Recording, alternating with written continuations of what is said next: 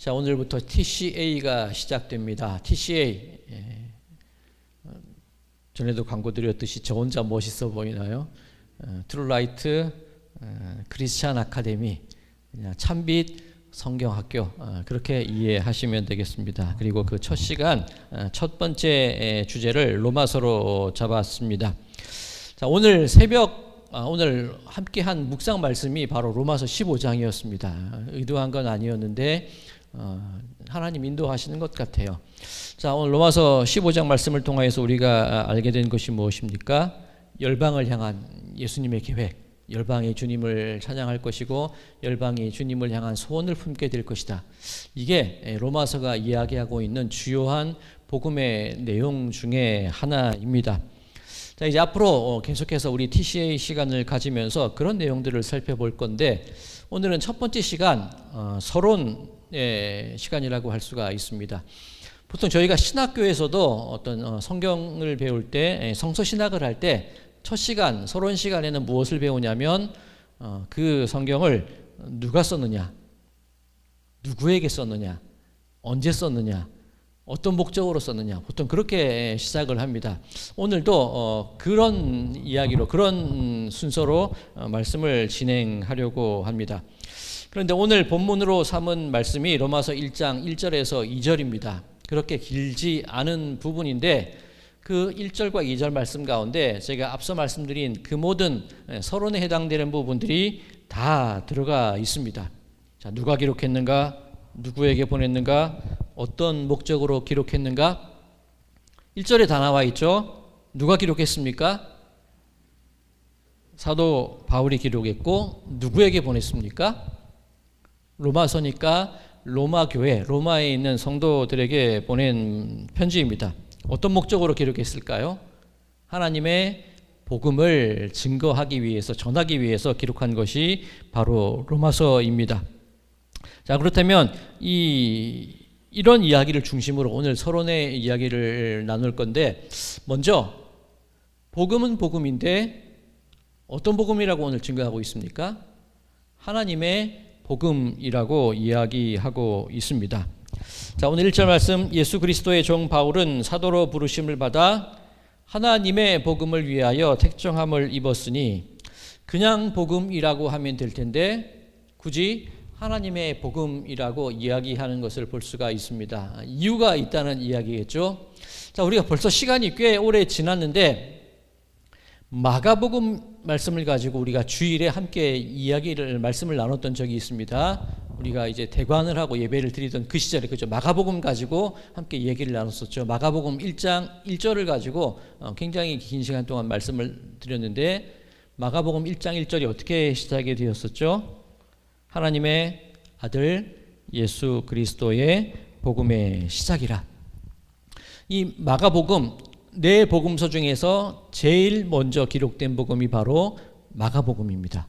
막 쓰기 시작해서 마가복음이다, 그렇게 기억을 하시면 됩니다. 누가복음과 사도행전 같이 기록이 되죠. 누크 액트라고 저는 기억을 하는데 그렇게 묶여 있고, 마태복음은 복음서의 제일 처음이죠. 그러니까 구약의 창세기, 출애굽기, 레위기, 민수기, 신명기, 이렇게 5개의 구조로 구약이 시작되는 것처럼 마태복음 역시 유대인들을 대상으로 큰 5개의 주제를 가지고, 혹은 5개의 그 유대인들을 향한 메시지로 증거된 것이 마태복음이다, 그렇게 이해를 하시면 되는 겁니다. 자, 이제 막 시작된 마가복음의 제일 첫 단어가 헬라어로 무엇이라고 말씀을 드렸었는데, 아르케, 시작. 우리가 가진 성경에는 하나님의 아들 예수 그리스도의 복음의 시작이다, 그렇게 증거되어 있지만 헬라어로 보면 시작. 무엇이 시작이다? 복음의 시작. 누구에 관한 복음의 시작이다? 예수 그리스도의 복음의 시작. 그 예수 그리스도란 분이 누구이냐? 하나님의 아들. 시작, 복음, 예수 그리스도, 그는 하나님의 아들. 이런 순서로 헬라어가 기록이 되어 있는 것을 볼 수가 있습니다. 자, 그렇다면 이 복음이라는 개념은 기독교인이 처음으로 사용한 것이 아니라 그 당시 로마 시대에도 흔하게 널리 알려져 있던 개념이 복음이라는 개념이라는 겁니다. 유앙겔리온. 즉 그 개념을 차용해서 하나님의 복음이라고 마가도 그렇고 바울도 그렇고 그 당시를 살아가던 사람들이 이해하기 쉬운 개념을 가져와서 기독교식의 용어로 바꾼 것이 바로 복음이라는 말의 뜻입니다. 자, 복음, 이 당시 복음이라는 말의 원래의 뜻은 황제에게 속한 것이 복음이다. 기억이 나시죠? 자, 만약에 황제가 전쟁에 나가서 승리했습니다. 그러면 그것이 복음이 되는 겁니다. 황제가 등남을 했습니다. 그러면 그것이 복음이 되겠죠. 자, 이 원형 경기장에서 글래디에이터들이, 이 검투사들이 경기를 벌입니다. 그런 것들이 복음이 되는 겁니다. 그렇게 철저하게 황제 중심으로, 로마를 중심으로 전해지는 것, 그것이 복음이었다는 것이죠. 자, 그런데 이 로마 시대의 복음이 어떤 성격을 가지고 있느냐?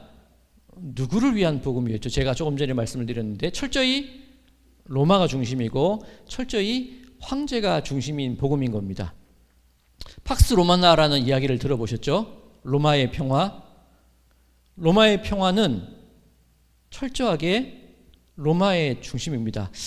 모든 길은 로마로 통한다. 그런 얘기 들어보셨죠? 이게 왜 나온 얘기입니까? 로마가 다른 나라를 정복하기 위해서는 군대를 파견해야 되는데 먼저 길을 잘 닦아 놓는 거예요. 그죠? 길을 잘 닦아서 마병과 마차와 군대들이 그리고 군수품들이 잘 갈 수 있도록 길을 닦는 겁니다. 그러니 정복하기 위해서는 길을 놓았고 그 길은 어차피 정복지와 로마가 연결되게 되어 있는 겁니다. 모든 길은 로마로 통한다. 그 얘기는 로마의 평화, 팍스 로마나는 전쟁과 힘으로 유지되는 것이 로마의 평화라는 거죠. 그런데 이 사도 바울은 그리고 마가는 그리스도인들은 우리에게도 복음이 있어. 그런데 당신들이 얘기하는 전쟁과 힘과 폭력과 사람을 죽여가며 이루어내는 그런 평화가 아니라는 겁니다. 우리의 복음은 다르다는 거예요. 자, 그 자세한 얘기들은 앞으로 계속해서 살펴볼 이 로마서를 통해서 알 수 있고 오늘은 서론 시간이니까 이런 큰 말씀만 드리는 겁니다. 자, 그런데 그렇다면 복음이라는 것이 어떤 성격을 가져야 할까? 제가 한 지역 시골에서 목회를 한 적이 있습니다. 오늘은 그 지역이 어딘지 그 지역의 이름은 말씀드리지 않을 텐데 배가 많이 나는 곳이에요. 그런데 그곳에서는 참 기도를 많이 했습니다. 왜냐하면 아무래도 배농사를 짓는 곳이기 때문에 농사와 관련되어 있기 때문에 기도를 안 할 수가 없습니다. 자, 배농사를 할 때 주요한 시기들이 있는데 제일 중요한 때가 언제냐면 화접을 하는 때예요. 화접이라는 말 들어본 적 있으십니까? 그 수분이라고 하죠. 인공 수분, 수정, 꽃가루니까 가루 문자를 써서 수분, 인공 수정, 인공 수분을 하는 겁니다. 우리 성도님들 중에 가장 굉장히 교회에서 유력한 분들이 배농사를 많이 지으셨어요. 그리고 그 지역 자체가 배농사를 통해서 경제가 유지되는 곳이기 때문에 그 농사를 신경 쓰지 않을 수가 없는 지역입니다. 그 수분하시는 분들 얘기를 들어보면 이렇게 꽃가루를 찍어서 암술에 바르면 이게 막 쏙쏙 빨아들인대요. 어떤 느낌인지 모르겠지만 그만큼 한 해의 농사를 판가름 짓는 것이 수분입니다. 화접입니다. 그리고 또 한 중요한 시기가 있는데 언제냐면 초여름이에요. 왜냐하면 그때 태풍이 부는 시절인데 만약에 이제 열매가 연결되기 시작하고 점점 그 과실이 맺어져야 되는데 태풍이 불면 다 떨어져 버려요. 그러니 이 도시에서는 태풍이 불고 막 간판이 날아다니고 걷기도 힘들면 가끔 이렇게 새벽 기도를 안 합니다라는 공지가 나가기도 합니다. 그런데 그곳에서는 태풍이 불면 더 기도를 해야 돼요. 기도의 내용들을 보면 하나님 태풍을 막아주십시오. 그런 기도겠죠. 비껴가게 해주십시오. 그런 기도를 드립니다. 그런데 신기하게 그 지역이 그분들 얘기로는 기압골이 묘하게 이렇게 형성되어 있대요. 그래서 태풍이 와도 자연스럽게 비껴가고 비도 잘 온대요. 정말 제가 있는 몇 년 동안 큰 피해도 없었고 그렇게 큰 홍수도 나지 않았던 정말 신기한 날들을 보냈습니다. 기도 탓이었는지 모르겠는데 그렇게 태풍이 끝이 나면 그런 말씀들을 하는 분들이 있어요. 하나님이 태풍을 꺾으셨어. 이렇게 꺾으셨어. 막으셨어. 여기에 와야 될 비를 다른 곳에 보내셨어. 그런 얘기들을 하시고 그런 얘기들을 들은 기억이 있습니다. 자, 그런데 한편으로 생각하면 태풍의 경로를 꺾으신 거라면 그 태풍과 그 비와 그 바람이 어디로 갔다는 얘기입니까? 누군가 다른 동네로 갔다는 얘기가 됩니다. 그 동네 바로 옆에 포도를 키우는 동네도 있고 조금만 올라가면 그 쌀을 키우는 동네도 있어요. 그 주변이 다 그런 농지들입니다. 그러면 우리는 하나님 감사합니다. 태풍을 꺾으시고 비를 피하게 하시고 우리를 살려주셨습니다. 감사합니다 라고 기도하는데 다른 지역에서는 피해를 입고 눈물을 흘리는 분들이 계시다는 거죠. 자, 그렇다면 그분들에게는 우리는 즐겁고 감사하고 하나님께 찬양 드리는 그 소식이 그분들에게는 복음, 기쁜 소식이 될 수 있을까요? 그렇지 않을 겁니다. 자, 복음이라는 것이 어떤 성격이어야 되는가? 복음이라는 것은 모든 사람에게 복된 소식이 되어야 하는 겁니다. 자, 팍스 로마나, 로마가 말하는 복음, 황제가 태어나고 전쟁에 이기고 검투사들이 싸우고 그를 통해서 누군가를 죽이고 살리는 소리가 그들에게는 복음이 되고 기쁜 소식이 될지 모르겠지만 정복을 당해야 하고 죽임을 당해야 하고 피해를 입어야 하는 사람들에게는 생명이 오가는 그런 중요한 문제거든요. 그럼 그것은 복음이 아니라는 거죠. 즉 예수 그리스도의 복음의 성격이 그런 거라는 겁니다. 어쩌면 우리들의 기도의 모습과 기도의 방향이 바뀌어야 될 수도 있습니다. 혹시 그런 기도를 한 적이 있지 않으십니까? 내 자식 꼭 붙여주십시오. 그죠? 그러면 내 자식이 붙는 만큼 누군가의 아들과 딸은 떨어져야 되는 것이거든요. 그것이 그렇다면 나에게는 복음이 될지 모르겠지만 그들에게는 복음이 안 되는 거거든요. 그럼 우리가 말하는 하나님의 복음, 예수 그리스도의 복음이라는 말이 정말 이 세상 가운데, 이 땅 가운데 이루어지기 위해서는 우리들이 세상을 바라보는 관점과 우리들이 드리는 기도의 내용이 바뀌어야 되는 거예요. 그 기도와 그 간구를 나에게 맞추는 것이 아니라 내 삶과 내 생각과 내 기도를 하나님의 복음에 맞추는 것이 우리들의 모습이어야 한다는 것이죠. 오늘 나눈 묵상의 말씀이 바로 그것 아니겠습니까? 열방에게 복음이 증가되어야 된다. 열방에게 증거되어야 된다. 그 열방 중에는 우리를 침략한 이들도 있을 것이고 우리를 눈물 짓게 한 이들도 있을 거라는 겁니다. 쉽지 않은 이야기겠죠. 그런데 복음이라는 성격이 그런 거라는 겁니다. 자, 하나님의 복음, 예수 그리스도의 복음이 그런 겁니다. 자, 시편을 보면 상당히 많은 부분이 탄식시로 쓰여져 있습니다. 그 탄식시를 읽다 보면 참 속이 시원해지는 경우가 있어요. 목사로서 아니면 한 그리스도인으로서 차마 하지 못하는 말들이 있거든요. 그런데 탄식시를 읽다 보면 통쾌해요. 주님 저들을 죽여주시고 저 사람들을 물질러 주시고 쓸어버려 주시고 그런 시편이 쓰여져 있어요. 얼마나 통쾌한지 몰라요. 내가 하지 못하는 간구를 시편은 드리고 있거든요. 차마 목사로서 드리지 못하는 기도가 있을 때 시편을 읽으면 얼마나 마음이 편안해지는지 모릅니다. 그런데 그렇게 시작되는 시편도 끝으로 가면 어떻게 바뀝니까? 결국은 하나님을 찬양하는 내용으로 바뀌어요.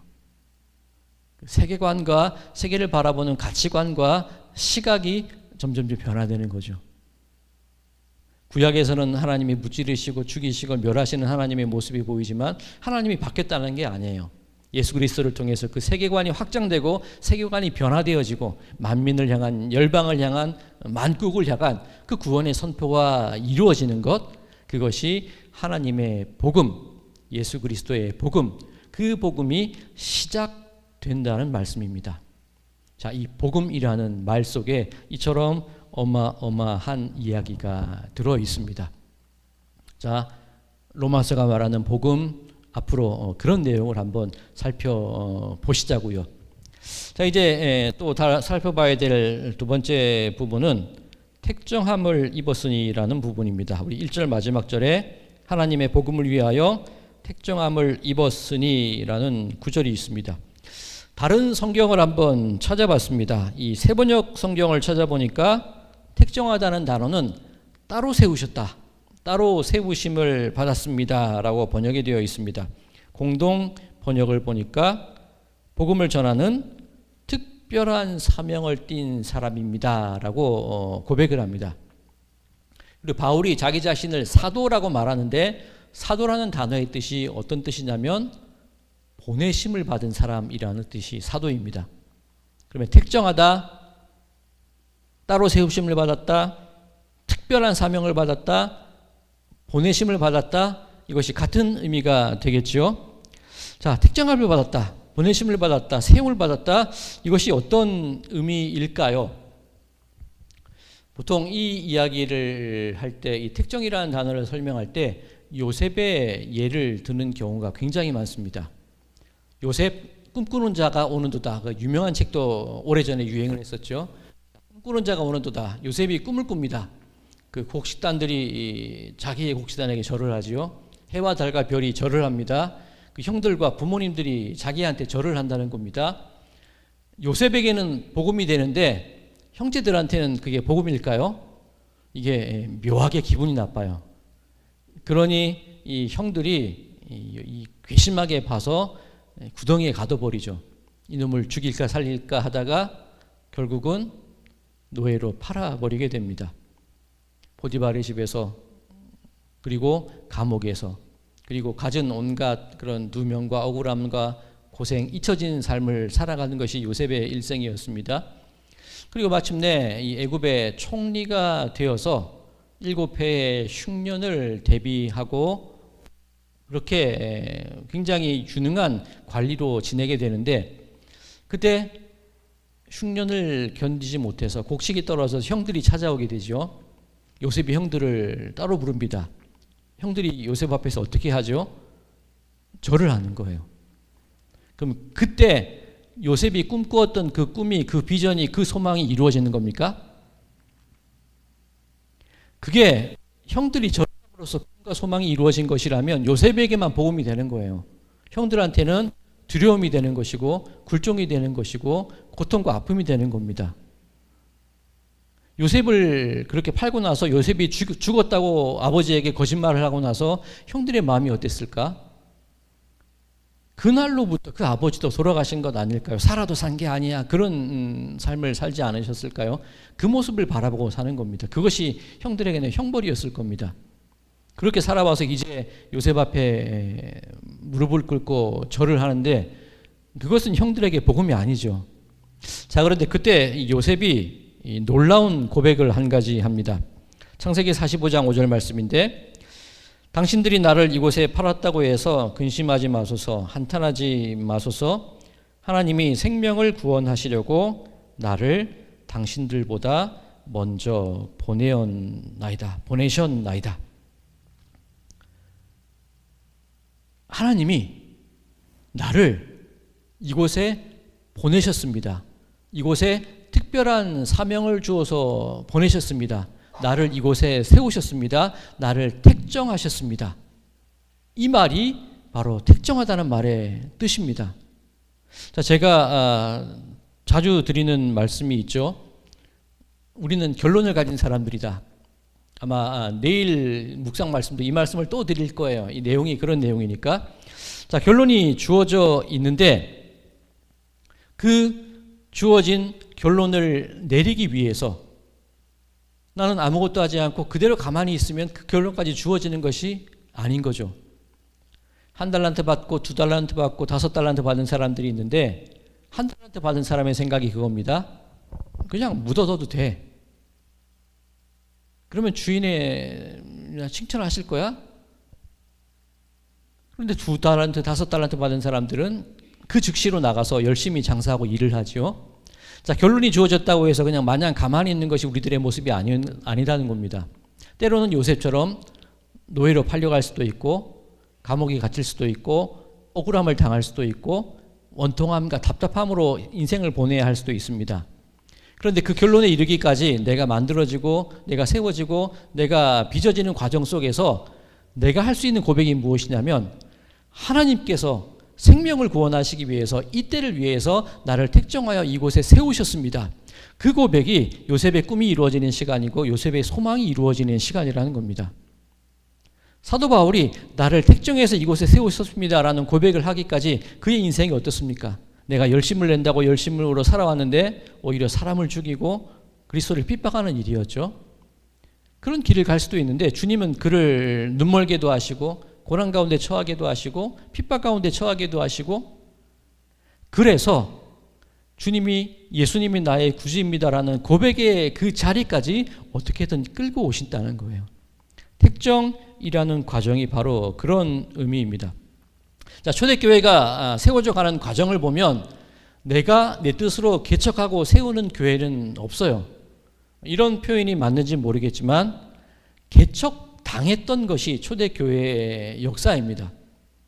자, 이 로마서를 읽을 때 로마 교회가 어떻게 누구에게부터 개척이 되었을까? 그 이야기가 성경에는 자세히 기록되어 있지 않습니다. 근데 분명한 것은 로마 지역까지 교회가 세워질 수 있었던 것, 누군가 쫓겨다니고 뿌리 뽑히고 디아스포라라고 그러죠. 흩어졌던 사람들에 의해서 그 교회가 세워져 있더라는 그 얘기입니다. 자, 이 교회가 세워지는 곳, 그리스도인들이 가는 곳곳마다 일어났던 한 가지 현상이 하나 있습니다. 어떤 현상이 있을까요? 성경에서 말하는 이 그리스도인들이 나타나는 곳마다 일어나는 현상을 표현하는 단어가 있는데, 마태복음 21장 10절 말씀을 보면 예수님께서 예루살렘에 나타나셨을 때 그 일을 무엇이라고 표현합니까? 예수께서 예루살렘에 들어가시니 온 성이 소동하여 이르되 이는 누구냐?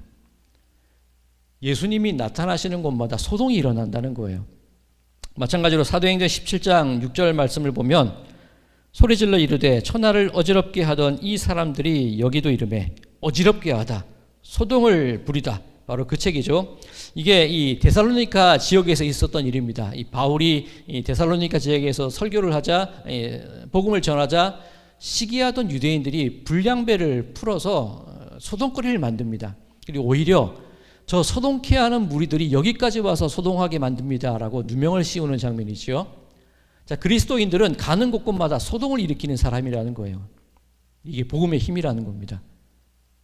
복음의 능력이라는 겁니다. 자, 이 로마 교회도 이런 소동으로부터 시작이 됩니다. 사도행전 18장 2절입니다. 아굴라라 하는 본도에서 난 유대인 한 사람을 만나니 글라디오가 모든 유대인을 명하여 로마에서 떠나라 한 고로 그가 그 안에 브리스길라와 함께 이달리아로부터 새로 온지라 바울이 그에게로 가매. 자, 이것이 무슨 얘기입니까? 여기서 말하는 이 글라우디오라는 사람, 글라디오스 황제입니다. 로마가 지키는 평화는 팍스 로마나, 로마의 평화는 이 황제에 의해서, 로마의 군대와 힘에 의해서 유지된다고 말씀을 드렸죠. 이 로마가 원하는 것은 소동이 일어나는 것, 분쟁이 일어나고 밀란이 일어나는 것을 원하지 않습니다. 예수님이 십자가에 못 박힌 것도 유대인의 입장에서는 자신들의 기득권과 자신들의 어떤 종교적인 권위가 무너지니까 예수님을 십자가에 못 박으라 얘기했지만, 로마의 입장에서는 소동이 일어나고 분란이 일어나니까 그것을 제압하기 위해서 예수님을 죽이게 되죠. 마찬가지로 이 로마에도 교회가 그리스도인들이 모이기 시작하고 소동이 일어나자 이 글라우디우스 황제가 유대인들을 추방하게 됩니다. 그때 로마인이었던 이 브리스가와 아굴라 역시 함께 추방이 됩니다. 이 추방된 이 브리스가와 아굴라가 어떻게 됩니까? 바울과 만나서 고린도 교회를 개척을 하게 되는 겁니다.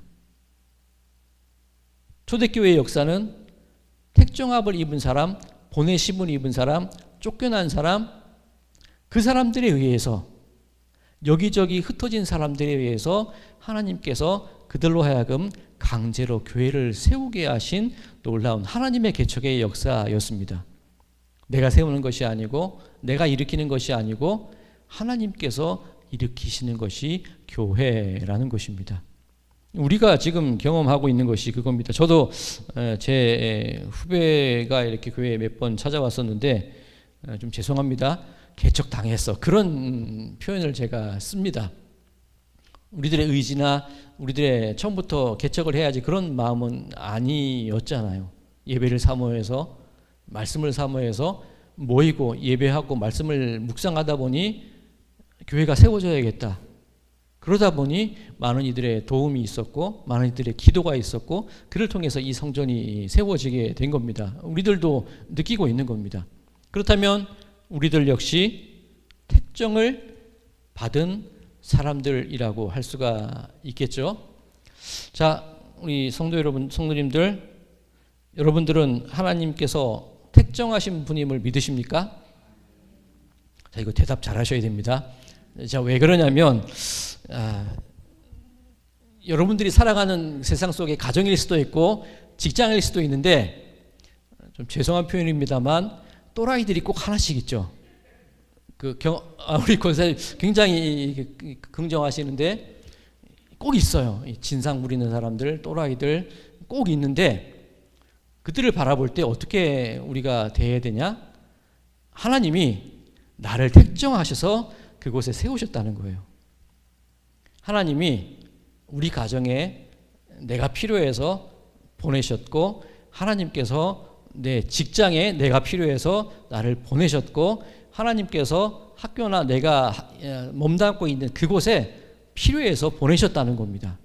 그 얘기는 그 또라이가 나와 함께 동행해야 되는 사람이 된다는 얘기예요. 택정받는다는 말이 이렇게 무서운 얘기입니다. 아멘이라고 하셨으니까 아마 그 또라이들과 함께 주님의 그 복음의 사역을 잘 감당하시리라 믿습니다. 이 초대교회 개척의 역사가 그런 겁니다. 또 하나 놀라운 게 무엇이냐면 이 로마서 자체가 가지고 있는 힘입니다. 말씀이 가지고 있는 능력입니다.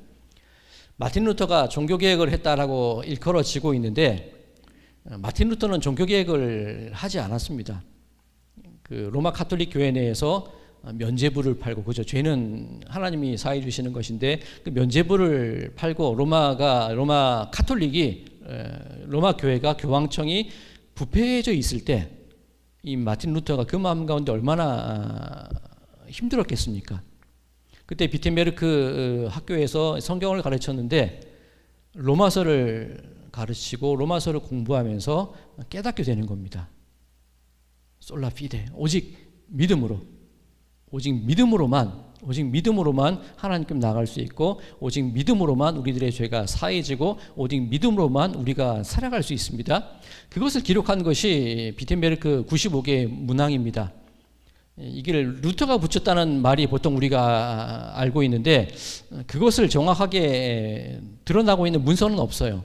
그냥 나중에 기록된 거에 의하면 루터가 붙였더라 그렇게 되어 있지만 실제로 어떤 일이 있었는지는 모릅니다. 하지만 분명한 것은 루터는 개혁을 하려고 붙인 것이 아니라 로마서 말씀을 읽다 보니까 그 마음 가운데 믿음만이 우리를 살리는 것이지 면죄부가 우리를 살리는 게 아니라는 것, 그것을 정리해서 붙인 게 비텐베르크 95개 조항이고, 그로 인해서 독일이 변화되고 그로 인해서 유럽이 변화되는 역사가 일어나는 겁니다. 루터 한 사람이 택정되었을 때 원치 않은 개혁의 길로 떠밀렸던 것이 루터의 모습입니다. 존 웨슬리도 마찬가지입니다. 웨슬리는 끝까지 성공의 사제였습니다. 감리교 창시자라고 얘기하는데 웨슬리는 감리교를 창시하지 않았어요. 웨슬리는 미국 선교를 가거나 여러 가지 초창기 모습을 보면 굉장히 심약한 사람이었던 것 같습니다. 미국으로 향하는 선교길에 배가 풍랑이 흔들릴 때 두려워했어요. 죽을 것 같은 두려움에 휩싸여 있습니다. 그때 모라비안 교도들이 평안하게 찬송을 부르는 것을 보고 굉장히 놀라요. 이 모라비안 교도들 일종의 경건주의자들입니다. 이 천주교의 박해를 피해서 경건을 지켰던 그 보헤미안 지역, 모라비안 지역들의 경건주의 운동을 모라비안이라고 하는데, 그 사람들의 모습을 보고 굉장히 감명을 받아요.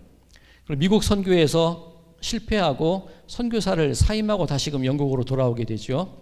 그렇게 실패한 나날, 힘없는 나날을 보내다가 어느 수요일 이 울더스케이트 거리를 지나다가 모라비안 교도들의 그 집회에 참석을 합니다. 그때 마틴 루터가 쓴 로마서 서문을 누군가 읽는 것을 듣게 됩니다. 그때 그 마음 가운데 변화가 일어나기 시작을 하는 겁니다. 우리는 보통 존 웨슬리 하면 세계는 나의 교구다, 그것을 생각을 하는데, 그것도 웨슬리가 세계는 나의 교구다 뛰쳐나간 게 아니에요. 시장에서 무덤가에서 교회 밖에서 설교를 하고 다니니까 성공의 사제들이 그것을 제한시키는 겁니다. 품위가 있지 어떻게 밖에서 설교를 할 수 있어? 그 교구권을 박탈하고 설교권을 박탈하자. 그래? 그러면 세계는 나의 교구야. 그렇게 말이 시작이 된 겁니다. 개혁을 한 것이 아니라 존 웨슬리 역시 개혁을 당한 거예요. 말씀의 능력에 사로잡히고 택정되었을 때 웨슬리 역시 세움을 받게 되었던 것을 볼 수가 있습니다. 스코틀랜드 장로교회 하딩 형제들, 구세군, 많은 사람들이 로마서 말씀을 통하여서 개혁당하고 개척당하고 보냄받고 세움을 받고 택정받았던 것이 교회의 역사가 보여주고 있는 말씀의 능력입니다. 자, 택정받은 분들이심을 믿으십니까? 라는 이 질문, 대답이 굉장히 어렵고 무서운 대답인 거 아시겠죠? 복음의 힘이, 말씀의 힘이, 세우시는 하나님의 힘이 이렇게 강하다는 겁니다. 자, 로마서 앞으로 바라볼 우리들의 모습, 이런 모습입니다. 자, 그런데 그 또라이와 함께 동행해야 되는 내 인생, 그 결론이 어떻게 되느냐? 바로 이런 고백으로 우리들의 고백이 맞춰지게 될 겁니다. 하나님이 생명을 구원하시려고 나를 보내셨나이다. 나를 보내셨나이다. 택정받은 내 삶의 모습, 하나님은 분명 생명을 구원하는 일로 내 인생의 결론을 맺어 주실 줄로 믿습니다. 자, 이제 바울을 살펴봐야 됩니다.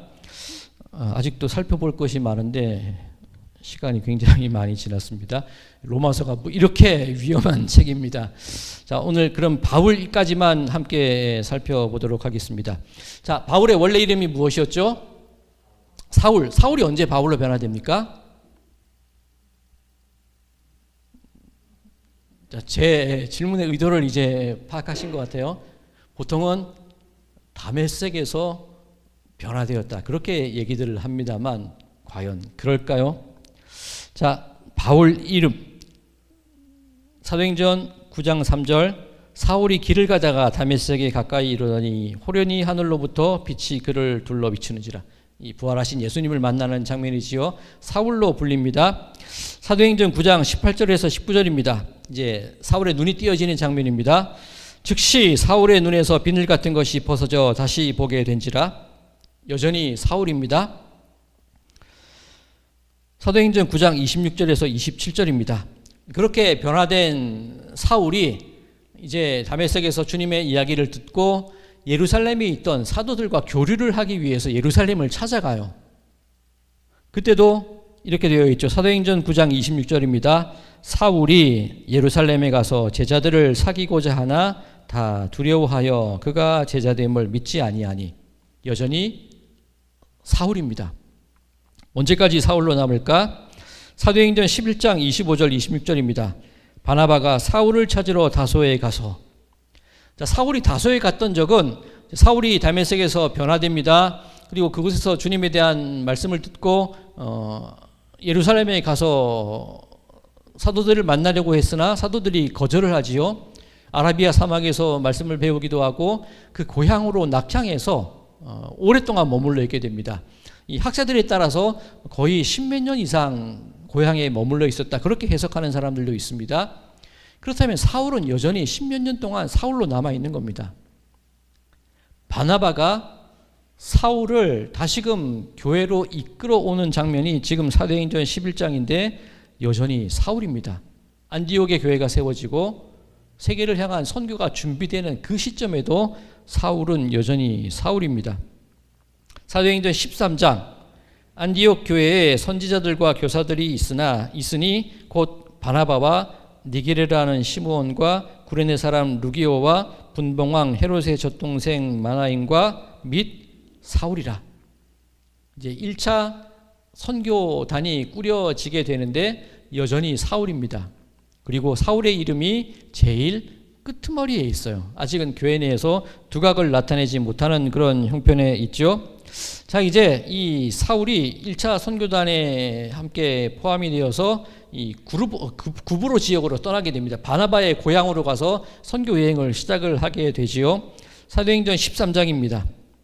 드디어 사도행전 13장 9절에서 바울의 이름이 등장을 합니다. 바울이라고 하는 사울이 성령이 충만하여 그를 주목하고, 누구를 주목하냐면 총독 서기오 바울이라는 사람을 주목하는데, 그 사람이 주님을 잘 믿을 것 같아요. 그 옆에 있는 마술사가 자꾸 회방을 하니까 그 마술사를 향하여서 경고를 하죠. 그 마술사가 한동안 눈이 멀게 됩니다. 그것을 주목했다는 겁니다. 자, 이때부터 사울이 바울이라고 불리기 시작을 하고, 사도행전 13장 13절 바울과 및 동행하는 사람들이 바보에서 배 타고, 제일 끄트머리에 있던 사울의 이름이 제일 앞으로 옮겨지게 되는 것을 볼 수 있습니다. 자, 사울과 바울, 우리는 다메섹에서 결정적으로 변화된 사람의 이름을 변화되었다 그래서 사울과 바울이라고 나누는데, 그렇지는 않습니다.